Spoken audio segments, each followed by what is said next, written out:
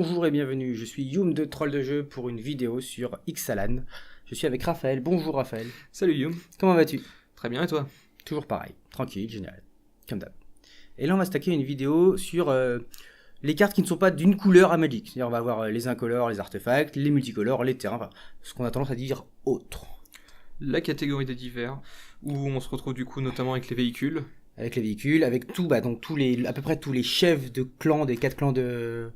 Donc d'une extension très belle sur les créatures. C'est ça, effectivement, on se retrouve avec 4 créatures légendaires, 2 tricolores, 2 bicolores. Donc alors on a les pirates, les ondins, les dinos et les vampires. C'est ça. Il manque plus que le dino pirate. Ça fera du bien. Avec un bandeau sur le une ouais, jambe de bois, c'est ça, un T-Rex comme ça. Ah, ça sera trop bien. Ils le font dans l'extension. Ils font ça dans l'extension. Spoiler. Voilà. Et bah on va regarder ce qu'ils nous apportent. Bon, je propose qu'on commence par les cartes recto verso, après les multicolores, les artefacts et les terrains. Donc en recto verso, on a d'abord le débarquement de la Légion. Il y a 5 enchantements colorés légendaires. Celui-ci c'est le blanc. Donc quand il arrive en jeu, il fait un token 1/1 blanc vampire avec le lien de vie. Et quand vous avez 3 créatures qui ont attaqué, si vous attaquez avec 3 créatures, il se retourne. Et il se transforme en terrain magnifique qui pour 3 mana crée un token vampire avec le lien de vie. C'est le seul qui ne s'auto-alimente pas, je crois. Les autres, ils ont moyen de s'alimenter tout seul, enfin CD en tout cas. Lui, il fait qu'un seul token pour commencer, après fini. Je trouve que c'est un peu comme on verra le vert également plus tard. Je trouve que c'est vraiment robuste et en plus, faut pas oublier qu'actuellement il y a dans le format c'est la procession consacrée qui est une espèce de saison de dédoublement pour les tokens. Ça peut facilement du coup entre guillemets s'auto-alimenter, surtout une fois transformé. Vomir une armada de vampires. Il y a plein de trucs qui posent des tokens dans le format en fait. C'est ça, clairement. Donc, et après, c'est le truc que Control déteste, un lien de vie en plus, qui va pondre à tous les tours. Ouais. Sur un terrain, donc c'est ingérable. Donc un contrat, c'est un bon enchantement terrain, quoi. Ça. Et en fait, il arrive tour 1, donc normalement il est super chiant à gérer, quoi. Donc, et c'est un lien de vie pour 1. C'est ça, non, c'est une très bonne carte en fait. Un petit peu dur à retrouver. Sûrement un des plus faciles à retourner, à la recherche d'Ascanta. Début d'entretien, on regarde la carte du dessus, on peut la mettre au cimetière ou la laisser là où elle est. Et ensuite, si on a cette carte au cimetière, ça se transforme en terrain. Donc après avoir fait la capacité, donc c'est à l'entretien ça. C'est à l'entretien, c'est une suite de capacités, on est d'accord. C'est ça. Et de l'autre côté, c'est un terrain qui va pas scry, mais regarder 4 cartes. Qui fait une espèce d'impulse, mais qui récupère que des non-créatures en terrain. Du coup, c'est quelque chose que Control pourrait aussi énormément apprécier, là, pour le coup. Très bonne carte de contrôle, en effet. Le fait que ça coûte 2 mana, c'est que c'est pas si dur que ça à poser. Non, c'est... Là, on tombe sur des bonnes rares. C'est ça. Plusieurs d'entre elles sont des gros clins d'œil. Il y a des terrains emblématiques de Magic, pour le coup. Celui-ci, pas vraiment, mais débarquement de la Légion, c'était un... L'avant-poste, quelque chose. Voilà, c'était un avant-poste. On a un berceau de Gaïa, entre guillemets. On a un Lotus Veil. Non, en effet, elles sont plutôt bien. Après, il faut savoir, c'est des terrains légendaires aussi, de côté. Donc, ils sont légendaires, faut clair. Donc, le jeune sang d'Argel. Donc, tu payes 2 points de vie et tu pioches une carte. Donc, je retrouve aussi le contrôle raffole. Oui. Par contre, lui, il faut que tu sois 5 points de moins pour le retourner. Ce qui est un peu risqué. T'as intérêt à gagner des points de vie derrière. Ce qui est l'utilité de cette carte, puisque de l'autre côté, on peut sacrifier une créature pour gagner des points de vie égales à l'endurance. Le problème, c'est que Control n'aura pas forcément des créatures à sacrifier à ce truc-là. C'est ça. Lui, il a l'air de... Il a le cul entre deux chaises, celui-là. Mais exactement. C'est toujours pareil. Moi, si on arrive à trouver un truc que le jouer, c'est ce genre de carte. La salve de canon de Vance. Celle-là, elle m'a fait mal.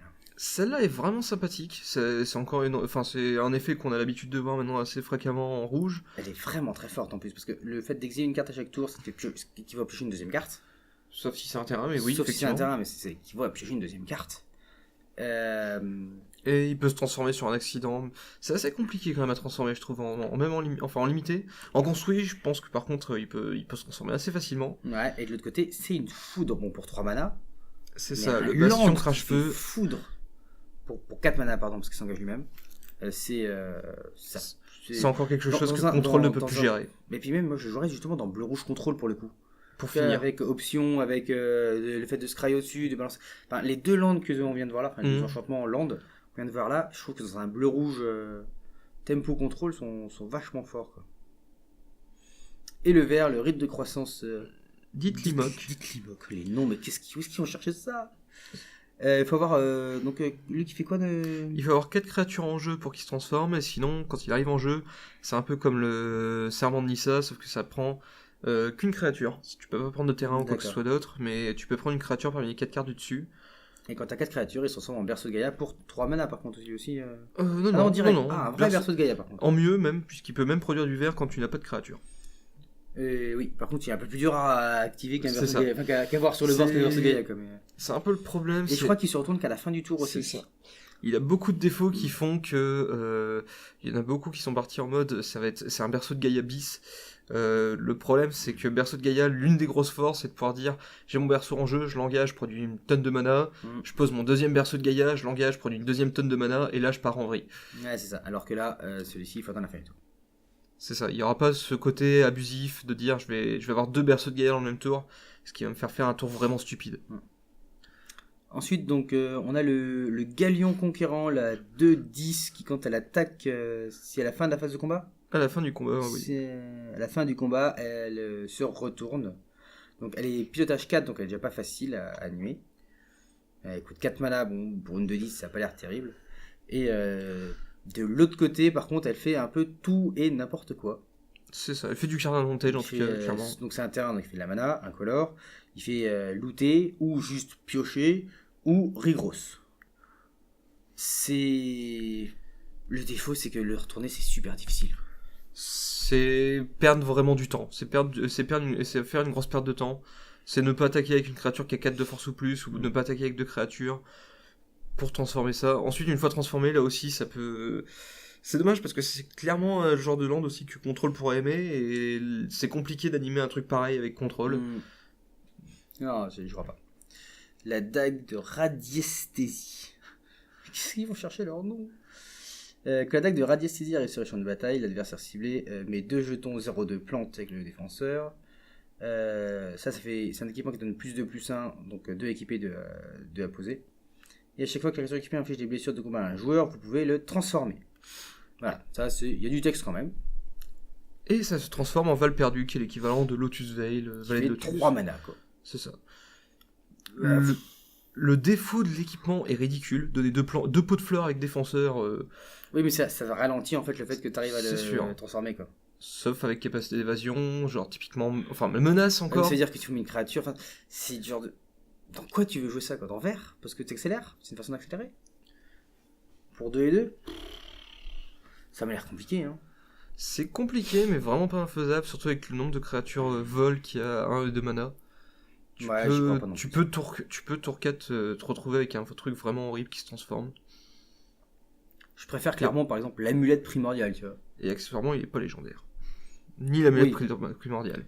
Oui, c'est donc tous les éphémères et rituels coûtent 1 de moins. Ça, c'est un truc, il y en a beaucoup régulièrement aussi. C'est jamais vraiment très joué, mais lui, je l'aime bien de l'autre côté. Parce que... Après 4 sorts, il se transforme en un terrain vraiment absurde. Quand on joue un éphémère rituel, on fait 2 fois le sort, quoi. Donc c'est dans un deck mono éphémère rituel, mono contrôle, bleu-rouge probablement. Je le vois bien dans le paquet avec que des éphémères rituels et ça en artefact. Il est légendaire, même pas, on peut en avoir plusieurs sur le board. Voilà, ça j'aime bien. Ensuite, on a le compas thaumaturgique. Il y avait un espèce de cerf-volant en Kamigawa qui faisait un peu le même genre d'effet de chercher les terrains de base pour du mana. Il coûte moins cher, je crois, au global. Moi, je crois que c'était 3 et 3 à l'époque. C'était il y a longtemps et je jouais pas vraiment à l'époque. Cherchez notre bibliothèque une carte de terrain de base, réveillez-la, mettez-la en main, mélangez ensuite notre bibliothèque. Si à la fin d'un tour, on a 7 terrains, il se transforme. Et il se transforme en un terrain qui fait labyrinthe dit. Mésophyte, quoi. Donc, et en plus, il produit du mana. Plutôt mésophyte d'ailleurs. Plutôt mésophyte que labyrinthe. Le labyrinthe, il coûtait super cher en mana. Pas le labyrinthe, celui de. Je pensais à celle en édition de base, licence 12, je sais plus. La dernière, la carte au trésor. Donc il coûte 2 à poser. 1 à activer en regard 1. Tu mets un marqueur repère dessus. Et sur combien de marqueurs? 3 marqueurs? 3 marqueurs, on les retire, on la transforme, on crée 3 jetons trésor. C'est ça. Lui, il fait quand même 3 jetons trésor avant de faire son tricks. Et il peut sacrifier des trésors et piocher une carte. Donc c'est celle au pirate. Celle-là, il faut la jouer dans le pirate. Pour activer des trésors encore et encore. Je suis pas sûr que ce soit vraiment très fort. C'est lent, c'est une espèce de banque où on met un mana par tour pour en avoir 3 au final d'un coup ou à retirer à volonté. C'est assez bizarre, ou sinon ça fait de la pioche. Ouais, je sais pas trop comment penser de celle-là. C'est bizarrement polyvalent, mais effectivement, c'est étrange. En fait, pirate, il y a moyen de monter soit aggro, soit contrôle. Suivant les couleurs, essentiellement. Je pense que c'est en limité, c'est bien, mais c'est une rare, quoi. Et en parlant de pirates, passer effectivement donc au multicolore avec, pour commencer, l'amiral Beckett Hardies. Je suis sûr qu'il y a des blagues sur son nom, lui. Parce que l'amiral Beckett, c'est pas celui de Pirates des Caraïbes. Si. Donc il donne +1/+1 à tous les pirates que tu contrôles, et en plus de ça, au début de notre étape de ça, tu acquiers le contrôle d'un permanent non terrain ciblé contre par un cerf qui a subi des blessures d'au moins 3 pirates ce tour-ci. Je l'aime pas. Je pense que c'est beaucoup trop dur à activer. Si c'était un pirate, enfin, en fait, en gros, c'est un 3-3 qui donne +1/+1 aux pirates, quoi. C'est ça. Et le deuxième effet... pour ça, il coûte beaucoup trop cher. Le deuxième effet, il s'activera quasiment jamais. Enfin, quand tu l'actives, c'est que t'as déjà gagné. Si t'as mis 3 dégâts avec des pirates, c'est fini, quoi. Enfin, des dégâts avec 3 pirates. Oui, c'est ce que j'ai dit. C'est trop tard, quoi. Et on va passer au deuxième leader de tribu multicolore avec... Vas-y, prononce-le. Guichat, Avatar du Soleil. C'est sûrement le moins subtil de toute l'édition pour le coup. Avec 7-6 piétinement vigilance et célérité. Alors voilà, si on peut jouer dinosaure, c'est peut-être à cause de lui, tu vois. Il est juste absurde en termes de puissance puissance brute quand il arrive sur le board. Déjà, il est absurde. Et derrière, il va toucher parce que on s'attend quasiment sûr. Et quand il va toucher, ça va rendre le board vraiment stupide, puisque ça va probablement regarder entre 3 et 7 cartes du deck pour prendre tous les dinosaures. Et les mettre directement en jeu. Ça peut être complètement stupide. Dinosaures, ça coûte beaucoup trop cher, mais c'est vrai que si tu arrives à activer ça. Et tu peux l'activer plutôt avec les. Il y a 3 cartes qui te mettent des dinosaures. Donc tu joues le blanc tour 1, le rouge tour 2, ou le vert tour 2, parce que. Voilà. Ils ont le même prix. C'est-à-dire que tour 3, donc on va dire. Tour 4, il coûte -3, 8, -3, ça fait 4. Ah, tu peux jouer. Il peut arriver tour 4. Et si tu fais une sortie comme ça, t'as gagné la partie quasiment, quoi. Oui, il y a moyen de faire des sorties vraiment stupides avec. Ensuite... Le Lord Ondin.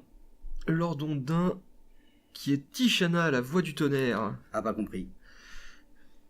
Elle coûte beaucoup trop cher. Voilà, elle est complètement en contradiction avec toute sa tribu qui est d'osciller entre 1 et 3 mana. Elle est à 7. C'est assez incompréhensible. Ok, son effet est efficace, mais déjà, même en limité, c'est un super mauvais top deck parce que du moment qu'on n'a pas de carte en main, on peut pas la jouer. Si, elle repêche une. En fait, elle va mourir en arrivant au jeu. T'es sûr le trigger se fait pas dans le bon sens? Le trigger va aller en pile, mais elle va arriver en jeu. On va vérifier les actions basées sur un état. Le trigger va aller en pile. Donc si c'est la seule carte si il te faut absolument une créature en jeu et que tu n'as pas de carte en main, c'est une carte que tu ne verras même pas arriver sur le champ de bataille. Tristesse, quoi. C'est vraiment particulier. J'arrive pas à l'aimer. Non, mais je suis d'accord. Moi aussi. C'est voilà, pour ça Rondin, ça a raté. Le dernier lord, il reste donc vampire, c'est Vona, la bouchière de Magan. Donc elle est 4-4 pour 5. Ça avec va. Vigilance et lien de vie. Ça va. Et pour 7 points de vie, elle fait une... Faut l'engager aussi. Et il faut l'engager, elle fait une espèce de Vindicate... Enfin, elle fait... Oui, c'est ça. C'est ça, c'est une Vindicate non terrain. Détruisez le permanent non terrain ciblé. Et tu veux le faire qu'en rituel, par contre. Non, que pendant votre tour. Important, ça veut dire que... Tu peux attaquer... On peut attendre voir les blocs pour voir s'il y a besoin de défoncer quelque chose avant de... C'est un peu différent, mais... On peut pas le faire en éphémère à la fin du tour adverse.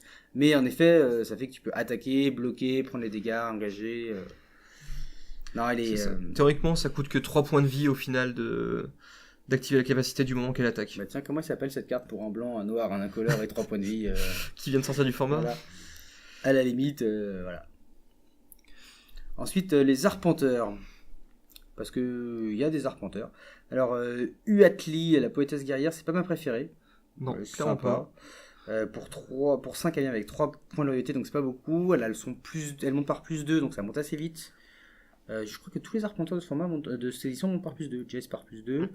Jace monte par plus 1. Ah, plus 1, tant pis. Parce que elle c'est plus 2 et Vraska c'est plus 2. Donc pour plus 2 c'est nul. Tu gagnes autant d'endurance que de points de vie que de la créature, ce qui est avec la plus forte endurance, c'est ça, ou de force que vous contrôlez. Donc gagner des points de vie c'est un peu nul. Poser un token 3-3 pour 0, même si la piétinement c'est correct sans plus, mais donc elle reste à 3 marqueurs. Et pour moins X, alors ça c'est intéressant, mais, parce qu'elle vient pas avec assez.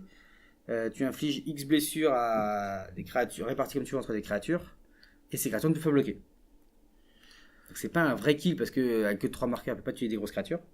Mais elle peut permettre l'Alpha Strike qui va plier la game. C'est pas ce que tu demandes à un arpenteur. Enfin, c'est assez étonnant, oui. C'est un arpenteur qui a des effets assez bizarres, surtout pour du rouge. Enfin, il y a du blanc effectivement dedans avec, mais elle a vraiment enfin, parce que engager des bêtes, ça revient un peu au même que son ultimate, en fait. Donc elle a vraiment un feeling de blanc vraiment presque pur, et ça fait que le rouge, on a un peu l'impression qu'il est laissé de côté. C'est bizarre.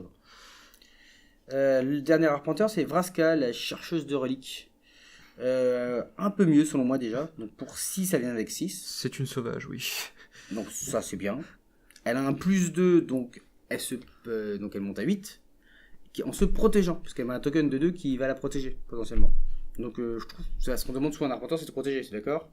Oh oui, clairement. Elle le fait bien. Elle le fait très bien. Pour un moins 3, elle détruit une créature, un artefact ou un enchantement. Elle se protège bien aussi. C'est ça. Et en plus, elle peut potentiellement le faire 2 fois de suite avant de mourir. Elle met un trésor au passage. Et elle met des trésors pour accélérer en une fois à 6 mana, c'est pas forcément très cohérent, mais oui, clairement. En plus, son moins 3 ne fait pas que détruire des trucs, il produit aussi du mana. Ouais, ça c'est chouette. Petit bonus. Voilà, c'est le petit plus. Et par contre, son ulti, il peut vraiment tuer la partie, quoi. Ah oui. C'est un joueur 1. Surtout quand on a créé les 2 pirates avant. Menace, tu veux dire. C'est ça, menace. Voilà. Celui-là, c'est un très très bon arpenteur pour le coup. Je l'aime beaucoup. Oui. Enfin, voilà. Dans les verts noirs rock, ça marche bien. Kenny aussi en multicolore, le brontodonte belligérant. Du limité, et encore, c'est vraiment cher pour ce que c'est quand même. Ça fait qu'on tape avec son endurance et l'effet de Ran, mais là pour cette mana c'est beaucoup trop cher. Ça, c'est une 6-6 pour 7. Et en plus, il y a pas mal de dinosaures qui ont plus de force que de défense. Les rouges, on a vu. Donc c'est assez bizarre de mettre ça sur un dino. Appel au festin, c'est la carte qui fera peut-être que Vampire sera jouable en construit. Parce que mettre 3 tokens Vampire, lien de vie, avec tout le principe. Le principe c'est de mettre plein de tokens. Donc il y a pour 3 un enchantement, un rituel en blanc, pour 4 en multicolore. Tu peux vraiment flouder le board et après essayer de dire que ça va passer.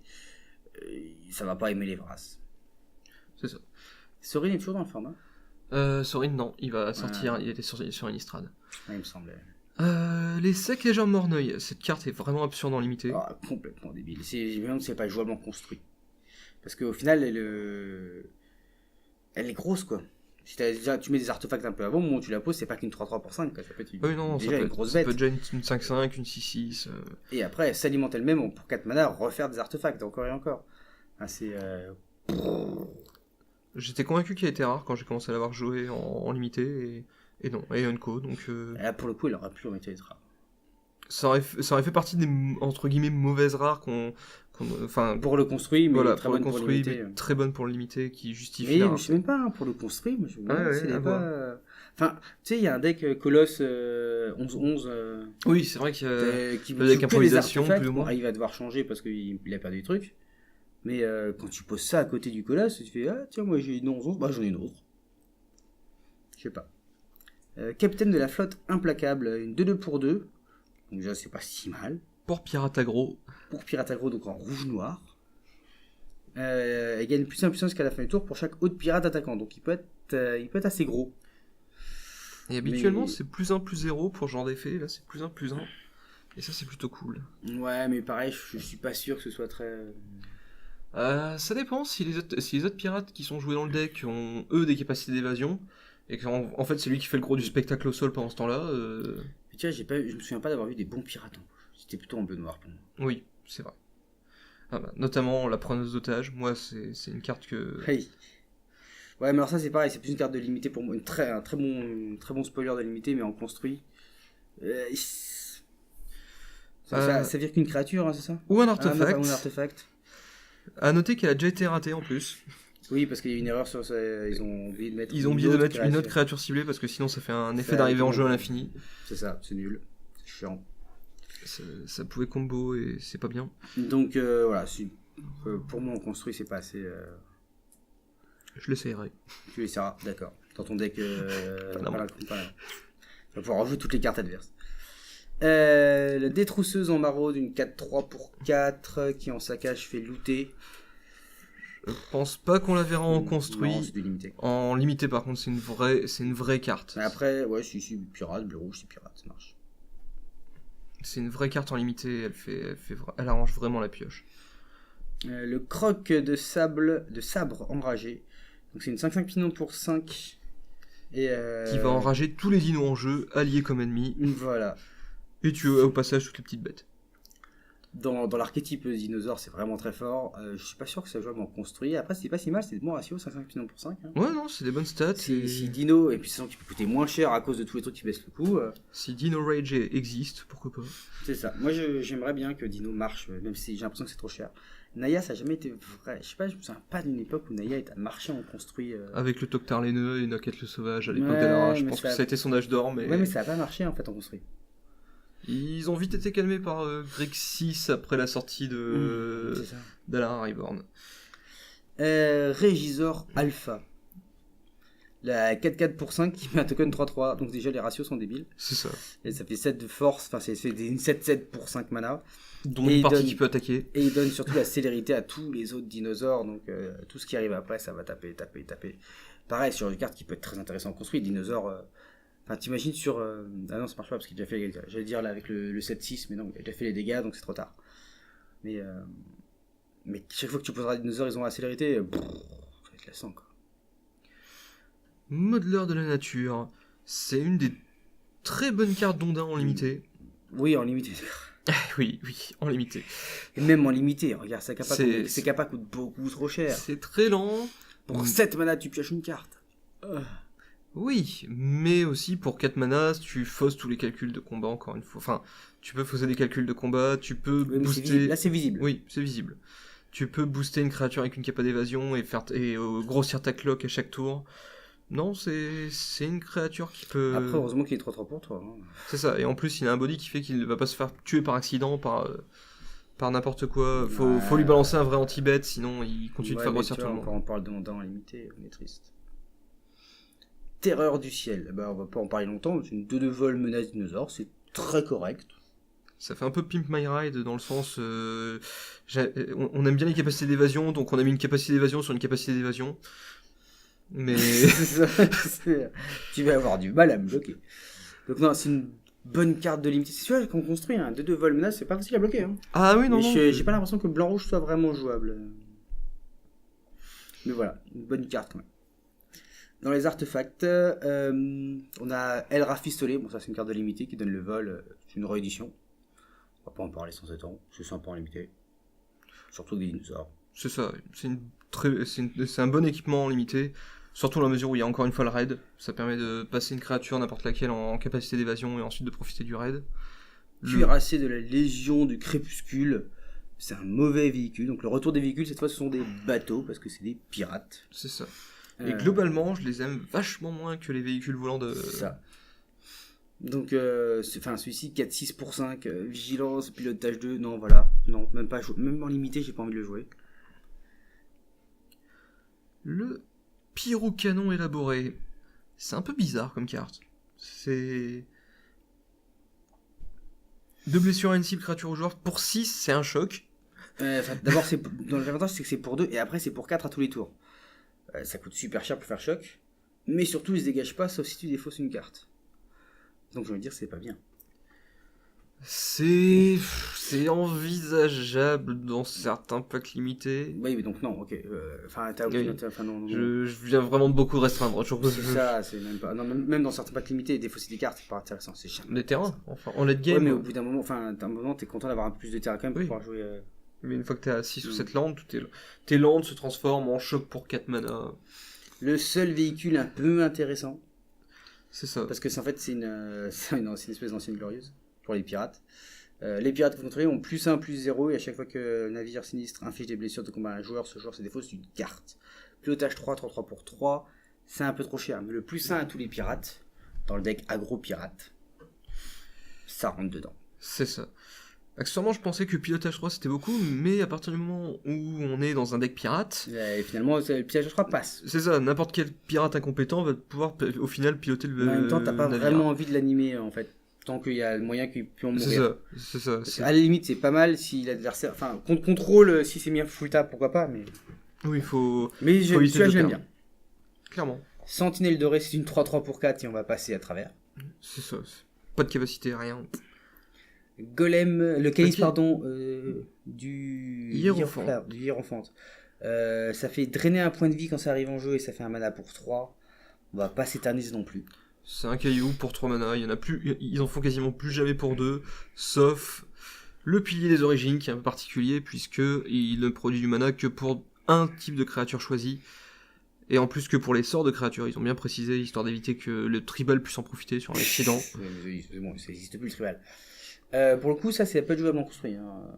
Oui, Typiquement, clairement, dinosaure, ça fait encore un accélérateur. c'est une belle carte de rampe du moment que le deck est essentiellement basé sur les créatures. Surtout dans les decks tricolores, ça peut jouer dans Pirate aussi. Pirate ou dinosaure. Dans le genre carte que j'aime bien, surtout, enfin, je pense qu'en construit non, mais en limiter le coûtelet de pirate, pour 3 mana, c'est un équipement qui arrive équipé, basiquement. C'est un équipement slash aura en quelque sorte. Ouais. Et vu qu'il y a des pirates à 1 ou 2 mana qui ont le vol ou qui ont la menace, ça peut vraiment commencer à taper fort dès le tour 3. C'est vraiment chouette comme. Non, je suis d'accord, c'est sympa. C'est pas mal. Les équipements sont meilleurs que les enchantements en général et tu les pas trop mal. En limité, bien sûr. Là, pour le construire, quand on parle de pirates en construit, on essaye de le faire parce qu'on a envie. Celui-ci, ça le fait pas. La lame extractrice qui fait +1, +0 et qui crée des trésors. C'est aussi le même topo que Voilà. le coûtelet de pirate. En limité, parce que ça peut voler, ça fait des pirates, ça fait des trésors à côté qui peuvent faire des trucs rigolos. C'est sympa, mais ça suffit pas pour le construire, quoi. Le totem sentinelle, la crypte de Tormod pour 1 mana qui fait un Strike effet 1 en avant. plus. C'est ça. C'est sympa. C'est rigolo. J'aime bien le fait qu'ils aient réédité ce genre de carte. Enfin, réédité entre guillemets. Mais en nerfant et en améliorant. C'est sympa, c'est une carte à noter, c'est bien. La caravelle enténébrée. Chaque fois C'est- qu'une autre créature que vous contrôlez explore, mettez un marqueur +1/+1. Et c'est 2 pilotage 2. C'est l'autre carte qui a l'air de dire vive l'exploration et qui me fait dire j'espère vraiment qu'ils vont mettre plus d'exploration à la prochaine et de l'exploration viable parce que vraiment si on a plus de créatures qui soutiennent cette capacité ça va vraiment être sympa. Alors Wizard of the Coast, pitié, faites pas comme avec l'enquête. Ça sert à rien, tu sais, ils ont déjà fait les Je éditions pendant 3 ans je et ils sais. savent ce qui va sortir. Donc ça se peut Je sais. compliqué.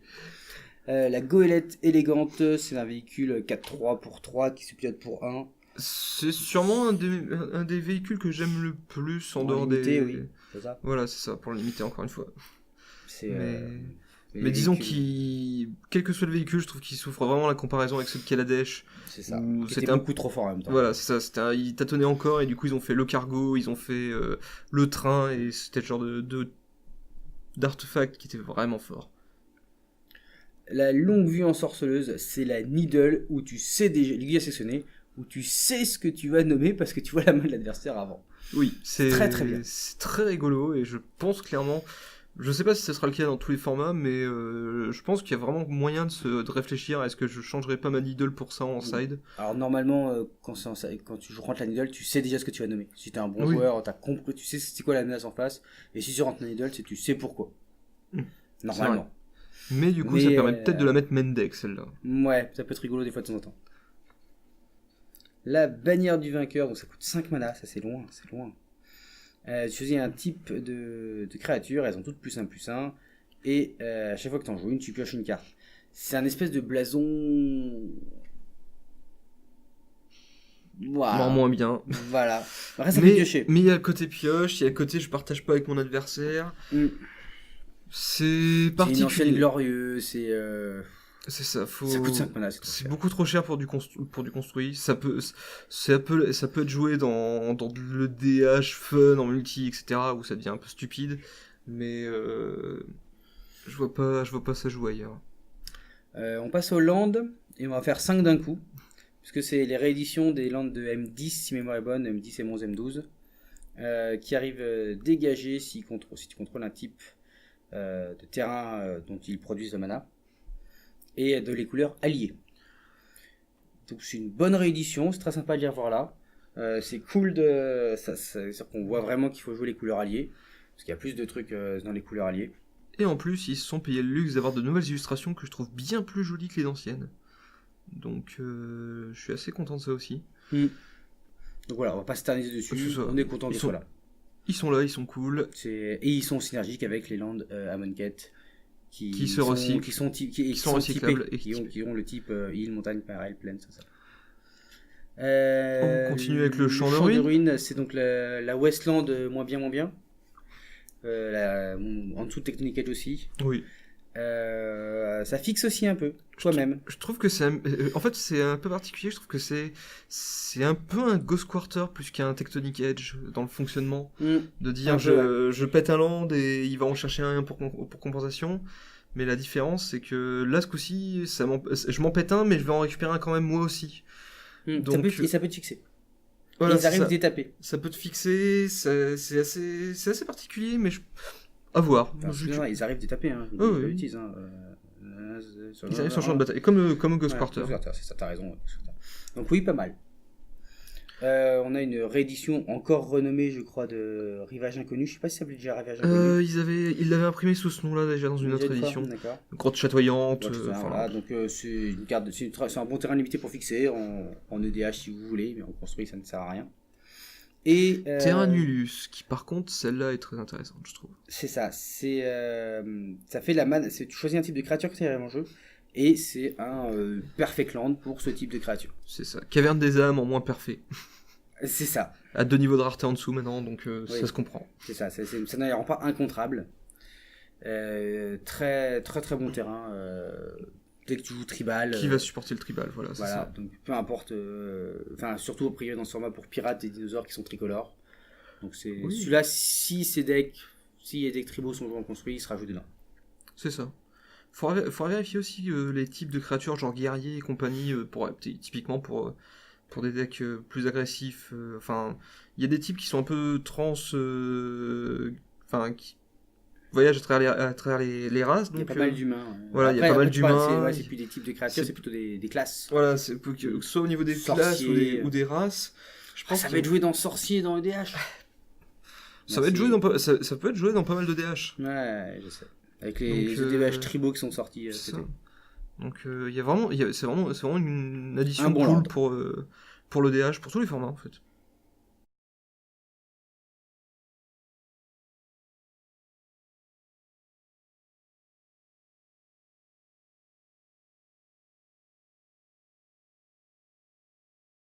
Et voilà, c'est fini pour les autres cartes. Hein, donc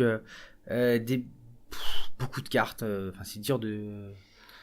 Des véhicules, le retour des véhicules, les lords de toutes les couleurs. Là, on voit vraiment ce que font les races, ce que font les types de créatures, pardon. Des bonnes cartes. Le retour des landes aussi. Oui, il était un bicolore qui avait été édité par la première fois en M10. Ouais. Qui sont vraiment bons. Qui vont marcher avec les landes qui se cyclent d'Amonkhet. Oui, en plus. Vraska aussi qui est forte. Très très très bonne carte encore. En fait, c'est les cartes qui sont multicolores permettent de voir un peu. Ces cartes un peu chères en fait, mais on voit vraiment, mais plus puissantes. Parce que le fait qu'on doit jouer plusieurs couleurs, ça fait qu'elle est techniquement plus chère, c'est plus contraignant. Mais on peut avoir des cartes. Regarde Vraska quoi. Et passer les points de vie à 1 en déposant des tokens de 2 menaces. Oui, ça risque de poser un problème au niveau des blocs. Ouais, c'est ça. Il suffit qu'une créature passe, c'est fini. Je sais pas ce que je préfère. Soit c'est Vraska, ma carte préférée dans celle-là, soit c'est le retour des landes qui vont faire que on joue beaucoup les couleurs alliées, beaucoup bicolores, parce que surtout des terrains bicolores. Ouais, c'est ça, on aura 2 cycles de terrain Mm. bicolore allié contre un d'ennemis avec Kaladesh. Mm. Et moi, ce que je trouve cool, par contre, c'est ces artefacts qu'ils ont imprimés avec, par exemple, la longue vue et le totem, qui sont en fait Des anciennes cartes avec un nouvel effet. C'est ça, un mana de plus au niveau du coup, mais par contre, on se Je- retrouve avec Tu vas voir la main de l'adversaire avant de nommer ta voilà, carte mise sur Needle. un bon gros effet qui se coule en plus sur la carte. Ouais, c'est vrai que c'est sympa ça aussi. C'est vrai que tu peux pas rater ta Needle normalement. C'est ça, et même la crypte de Tormod, en fait, le totem est une crypte de Tormod, Mm. qui fait Scry 1, donc au pire, même si au moment où on le pose, il n'y a pas encore grand chose à exiler, il permet de creuser un peu le deck. Ouais, ça va être. Ouais, des bonnes cartes. C'est Ouais, ça. une bonne édition. Oui. Ouais, je suis content de cette édition. Eh ben, venez la tester à la boutique. Si cette vidéo vous a plu, partagez-la, likez-la, ça nous fera très plaisir. Suivez-nous sur Facebook et venez jouer à la boutique en tournoi sur les FNM ou le week-end ou en partie amicale tout le temps. Vous trouverez toujours un adversaire normalement. À bientôt. Salut.